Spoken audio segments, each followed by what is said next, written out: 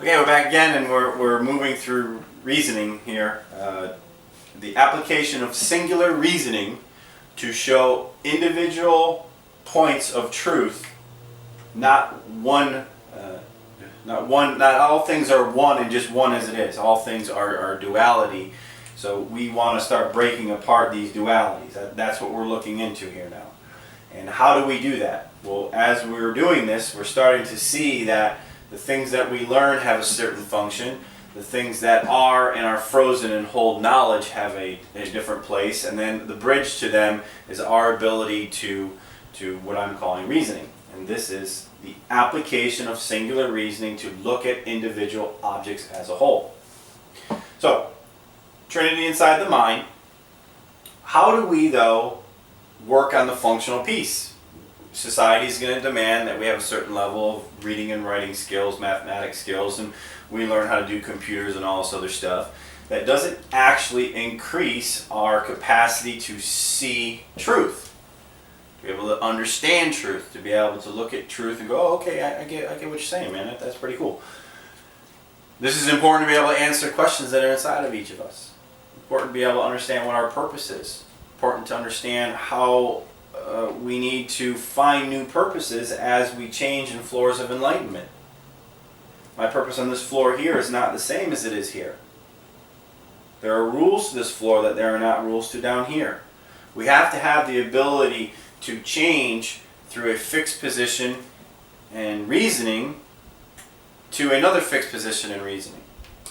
This is what this is saying.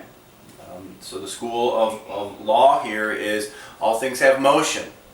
Now, I know there's a huge debate out there about computers and they're going to overrun the world one day and the robots are coming. I guess anything's possible, but it's void of any actual logical value because we never take into account the abstract.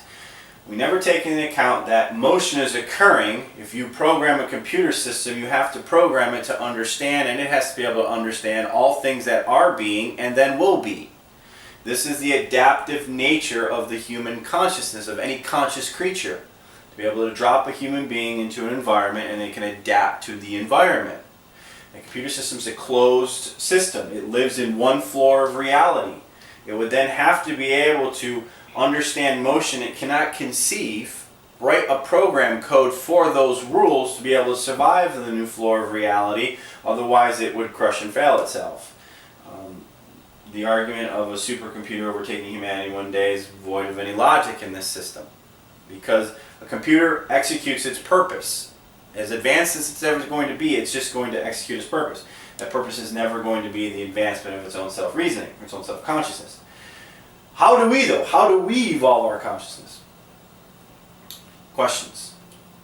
Looking for answers. Things that bother you inside you. Why are they bothering you? Anxieties that speak to you. All these other things are truths pinging you. They're talking to you. They're looking for you to find answers. Truth echoing to your relative mind. Something is wrong. I don't feel well. I don't like being near my boyfriend. I don't like being near my girlfriend. This person gives me anxiety. I have problems with sex here. I don't have problems with sex there. The way your body gets nervous, the problems that you face in your day. These are truths speaking to your relative mind. You must apply a school of reasoning to be able to translate these anxieties, these truths. If that is done, the problems then can be found and the anxiety goes quiet and you move forward. Or you can go to your doctor and medicate your mind quiet and just be stuck in limbo. There's an important application to this that we are not taught in school. We are not taught the art of reasoning. We are not taught the passion to figure out problems and have any value to it. It's an exercise. There isn't a magic key you can just give somebody and unlock their brain. You have to move through question and answer things. That's why I wrote a book that is an exercise using the literary functions to teach the art of reasoning. Paired with the thesis paper, it should have good form and help people out.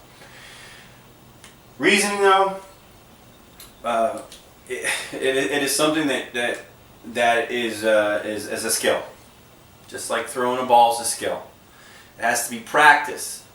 You ask anyone who's a professional baseball player how many times they've thrown a ball before they got it down right. Reasoning is also applied to hitting the ball. they sit there and practice it. They practice it. They learn the art of hitting a ball through motion. Motion applied to the relative world shows truth. So that is what they're doing. They're practicing the art of reasoning. Reasoning as an abstract energy that binds your reality to truth is something that needs to be practiced. We're going to move to a next subject yet. We're going to apply singular reasoning to what is human virtue, and we'll go from there. Thank you.